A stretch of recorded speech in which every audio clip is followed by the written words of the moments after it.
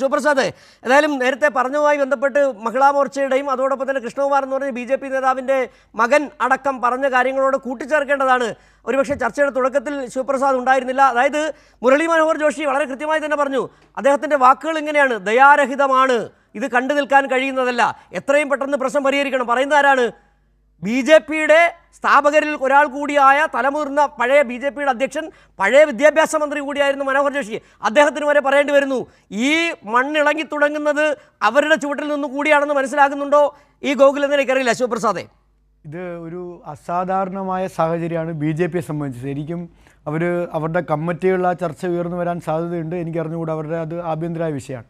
2014 നരേന്ദ്രമോദി അധികാരത്തിലെത്തിയൊരു പശ്ചാത്തലമുണ്ട്, നിങ്ങൾക്കെല്ലാം ഓർമ്മയുണ്ടാവും. 2012 വരെ ഇന്ത്യയിലെ ബഹുഭൂരിപക്ഷം സംസ്ഥാനങ്ങൾക്കും അറിയാതിരുന്നൊരു മുഖ്യമന്ത്രിയെ 2014 പ്രധാനമന്ത്രി സ്ഥാനാർത്ഥിയായി BJP അവതരിപ്പിക്കുമ്പോൾ ആ 2 വർഷക്കാലം രാജ്യത്തെമ്പാടും മാധ്യമങ്ങളെ വിലക്കെടുത്തും നവമാധ്യമങ്ങൾ ഉപയോഗപ്പെടുത്തി നടത്തിയ വളരെ വലിയൊരു PR ക്യാമ്പയിനുണ്ട്.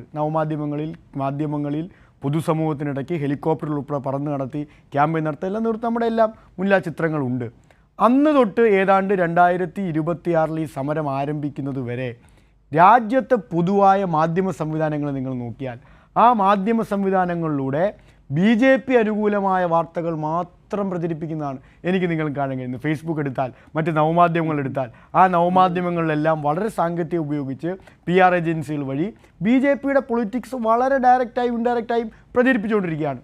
ഞങ്ങളൊക്കെ ഇൻസ്റ്റാഗ്രാം നന്നായി ഉപയോഗിക്കുന്നവരാണ്, BJP പ്രതിനിധി ഉപയോഗിക്കുന്ന ആളാണ്. ഇപ്പോൾ നിങ്ങൾ ഇൻസ്റ്റാഗ്രാം എടുത്ത് തുറന്നു നോക്കിയാൽ ഒരാഹ്വാനവുമില്ലാതെ ഇവർ ആർട്ടിഫിഷ്യലായി ക്രിയേറ്റ് ചെയ്യുന്നതിനപ്പുറമായി പുതിയ തലമുറയിലെ വിദ്യാർത്ഥികളുണ്ടല്ലോ, നല്ല ആത്മാഭിമാനത്തോടെ അവരുടെ ജീവിതാനുഭവങ്ങൾ, വിദ്യാഭ്യാസ വിഷയങ്ങൾ ഉയർത്തി കേന്ദ്ര ഗവൺമെൻറ്റിനെതിരെ ആഞ്ഞടിച്ചുകൊണ്ടിരിക്കുകയാണ് കേട്ടോ. ഈ മാധ്യമ ഫ്ലോറിൽ ഇരിക്കുമ്പോൾ നമ്മൾ പഴയകാല ജയചന്ദ്രൻ സാറൊക്കെ ഇരിക്കുന്നു, പഴയകാല പൊളിറ്റിക്കൽ കറക്റ്റ്നെസ്സിനെ പറ്റിയൊക്കെ നമ്മൾ ഒരുപാട് ചർച്ച ചെയ്തിട്ടുണ്ട്. ഒരു പൊളിറ്റിക്കൽ കറക്റ്റ്നെസ്സും പുതിയ കാലത്തെ വിദ്യാർത്ഥികൾക്കില്ല. ഒരു പൊളിറ്റിക്കൽ കറക്റ്റ്നെസ്സിൻ്റെ പാപഭാരവും ഇല്ലാതെ ആഞ്ഞടിക്കുകയാണ് രാജ്യത്തെ വിദ്യാർത്ഥികൾ ഈ ഭരണ സംവിധാനത്തിന്. വെറുതെ തുറന്നു നോക്കിയാൽ മതി. തീവ്രവാദിയെന്നും ദേശദ്രോഹി എന്നും വിളിച്ചാൽ എന്താണ് പുതിയ കാലത്തെ വിദ്യാർത്ഥികളുടെ മറുപടി എന്ന് ആ ഇൻസ്റ്റാഗ്രാം എടുത്ത് നോക്കിയാൽ ഇവർക്ക് ബോധ്യപ്പെടാറുണ്ട്. വേണമെങ്കിൽ വിളിക്കുന്ന എല്ലാവർക്കും അത് ഭാഗമാക്കി എടുക്കാം.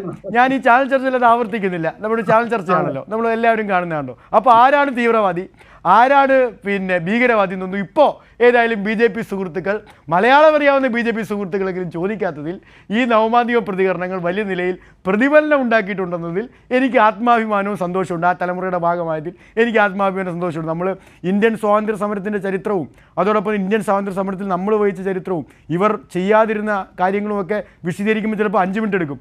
ഒറ്റ വാചകത്തിലല്ലേ ആരാ തീവ്രവാദിയെന്നും ആരാണ് ദേശദ്രോഹികളുള്ള മറുപടി ഈ നാട്ടിലെ ചെറുപ്പക്കാർ വിദ്യാർത്ഥികൾ ഇവർ കൊടുത്തത്? മിണ്ടാട്ടില്ലല്ലോ. ആരാ Modi? Murder of Indian democracy രാജ്യത്തെ വിദ്യാർത്ഥികൾ വിളിച്ച മുദ്രാവാക്യാണെന്നേ.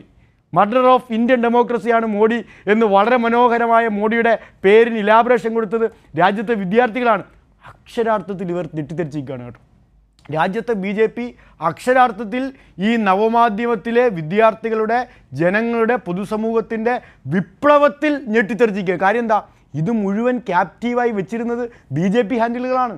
ഇത് മുഴുവൻ നിയന്ത്രിച്ചിരുന്നത് BJP ആണ്. BJP നിയന്ത്രിച്ചിരുന്ന നവമാധ്യമ ഹാൻഡിലുകൾ അവരുടെ കയ്യിൽ നഷ്ടപ്പെട്ടപ്പോൾ തന്നെ ഇപ്പോൾ ഞാൻ ഇങ്ങോട്ട് വരുന്ന വഴിക്ക് ഒരു വാർത്ത കണ്ടത്, കേരളത്തിലെ പ്രധാനപ്പെട്ട ഒരു മാധ്യമം റിപ്പോർട്ട് ചെയ്തതാണ്. കേന്ദ്രമന്ത്രിമാരോട് പ്രധാനമന്ത്രി നിർദ്ദേശം കൊടുത്തു പോലും കേന്ദ്രമന്ത്രിമാർക്ക് ഇൻസ്റ്റഗ്രാമിൽ സ്വാധീനമില്ലെങ്കിൽ മന്ത്രിയായിരിക്കുന്നതിൽ കാര്യമില്ല. ഞെട്ടിപ്പോയിരിക്കുകയാണ്. രാജ്യത്തിൻ്റെ പ്രധാനമന്ത്രി മെലോണിക്ക് മെലഡി കൊടുത്താൽ രാജ്യത്തെ എല്ലാ ചെറുപ്പക്കാരും പ്രധാനമന്ത്രി ക്യൂട്ടിയും പ്രധാനമന്ത്രി പൂക്കിയുമാണ് എന്ന് സ്റ്റാറ്റസ് ഇടുമെന്നാണ് പ്രതീക്ഷിച്ചത്. ആ പ്രധാനമന്ത്രി ഇന്ന് രാജ്യത്തെ വിദ്യാർത്ഥികൾ ഏതെല്ലാം നിലയിൽ രാഷ്ട്രീയമായി തുറന്നു കാണിക്കാൻ കഴിയുമോ ആ നിലയിലെല്ലാം തുറന്നു കാണിക്കുക. എന്താ ഇവർ ഈ സമരത്തെ, ഒറ്റ കാര്യം കൂടെ പറഞ്ഞ് ഞാൻ എൻ്റെ ഈ ഭാഗം അവസാനിപ്പിക്കുക. എന്താ ഇവർ സമരത്തെപ്പറ്റി പറഞ്ഞുകൊണ്ടിരുന്നത്? ആദ്യം ഞാൻ നേരത്തെ പറഞ്ഞു തീവ്രവാദി ലൈൻ പിടിച്ചു. അത് കഴിഞ്ഞ് ഇവർ പിടിച്ചത് ഇവർ അരാഷ്ട്രീയവാദികളാണ്. ഇല്ലേ? ഓർമ്മയില്ലേ? എന്തിനാണ് ഇടതുപക്ഷം, ഇന്നലെ ഒരു ചാനൽ ചർച്ചയിൽ BJPയുടെ പ്രതിനിധി ചോദിച്ചത്, എന്തിനാണ് ഇടതുപക്ഷം ഇങ്ങനെ അരാഷ്ട്രീയവാദികളുടെ പുറകെ പോകുന്നത്? അരാഷ്ട്രീയവാദികളായി ഈ കൂട്ടത്തിന് പുറകെ ഇടതുപക്ഷം പോയാൽ ഇടതുപക്ഷത്തിൻ്റെ രാഷ്ട്രീയ നിലപാട് എന്താവും? അപ്പോൾ ആരായി തീവ്രവാദി, ആരായി അരാഷ്ട്രീയവാദിയായി? ഇന്നത്തെ ചർച്ച എന്താ? ഇവർക്ക് രാഷ്ട്രീയമുണ്ടെന്നാണ് പറയുന്നത്. നോക്കൂ എങ്ങനെയാണ് ഓരോ ദിവസം കഴിയുമ്പോഴും ഈ സമരത്തിൻ്റെ ചൂടിൽ ഇവരെ എങ്ങനെ പ്രതിരോധിക്കണമെന്ന് പോലും അറിയാതെ അടിപൊളി പോകുന്ന BJP ക്യാമ്പയിൻ നമ്മൾ തുറന്നു കാണിക്കപ്പെടുന്നത്. അപ്പോൾ തീവ്രവാദി അരാഷ്ട്രീയവാദിയായി, അരാഷ്ട്രീയവാദി ഇപ്പോൾ രാഷ്ട്രീയ വിഷയങ്ങൾ ഉൾപ്പെടുത്തുന്ന ആളായി മാറി. ഇവരെങ്ങനെയാണ് സമരങ്ങൾ നേരിട്ട് നമുക്ക് ഓർത്തെടുക്കാമല്ലോ. 370 വകുപ്പ് ഭേദഗതിയെതിരായി ജമ്മു കാശ്മീരിൻ്റെ പ്രത്യേക പദവി എടുത്തു കളയുന്ന സമരം നടന്നപ്പോൾ ഇവർ പറഞ്ഞ എന്താ, ഇത് ടുക്കഡേ ഗ്യാങ്ങിൻ്റെ സമരമാണെന്നാണ്. CAA-ക്കെതിരെ രാജ്യത്തെ വിദ്യാർത്ഥികൾ സമരം നടത്തിയപ്പോൾ പൊതുസമൂഹം സമരം നടത്തി പറഞ്ഞെന്താ, ഇത് ജിഹാദികളുടെ സമരമാണെന്നാണ്. കർഷക സമരത്തിന് സമരം നടത്തിയവർ പറഞ്ഞെന്താ, ഇത് ഖാലിസ്ഥാൻ തീവ്രവാദികളുടെ സമരമാണെന്നാണ്. യഥാർത്ഥത്തിൽ ഇത് മൂന്നും ഒരുമിച്ച് കേട്ടൊരു സമരം ഈ സമരമാണ്. ടുക്കഡേ ഗ്യാങ് എന്ന വിളി കേട്ടു, പിന്നെ നമ്മുടെ ജിഹാദികൾ എന്ന വിളി കേട്ടു, അതോടൊപ്പം തന്നെ നമ്മുടെ ഈ പറയുന്ന പോലെ ഖാലിസ്ഥാൻ തീവ്രവാദികൾ. എന്നിട്ടോ അമേരിക്കൻ ചാരസംഘടനയായ CAA-യും അതാണ് യഥാർത്ഥത്തിൽ ഞങ്ങളെയൊക്കെ അക്ഷരാർത്ഥത്തിൽ ഞെട്ടിച്ച കേട്ടോ. കാരണം എനിക്ക് തോന്നുന്നത് ഇവരെ സ്ഥിരമായി സപ്ലിമെൻ്റ് ചെയ്തുകൊണ്ടിരിക്കുന്ന PR ഏജൻസിയുടെ നേതാവിന് എന്തോ സംഭവിച്ചിട്ടുണ്ടെന്നാണ് ഞാൻ മനസ്സിലാക്കുന്നത്. അല്ലെങ്കിൽ ഇങ്ങനത്തെ ക്യാപ്സൂൾ നടക്കാൻ അമേരിക്ക ഡൊണാൾഡ് ട്രംപിൻ്റെ വിധേയനായ ഇന്ത്യൻ പ്രധാനമന്ത്രിക്കെതിരെ ഡൊണാൾഡ് ട്രംപ് നേതൃത്വം കൊടുത്ത അട്ടിമറി ഇന്ത്യയിൽ നടക്കുമെന്ന് BJP പ്രചരിപ്പിക്കണമെങ്കിൽ എത്രയോ ദയനീയമായി പോയിരിക്കുന്നു.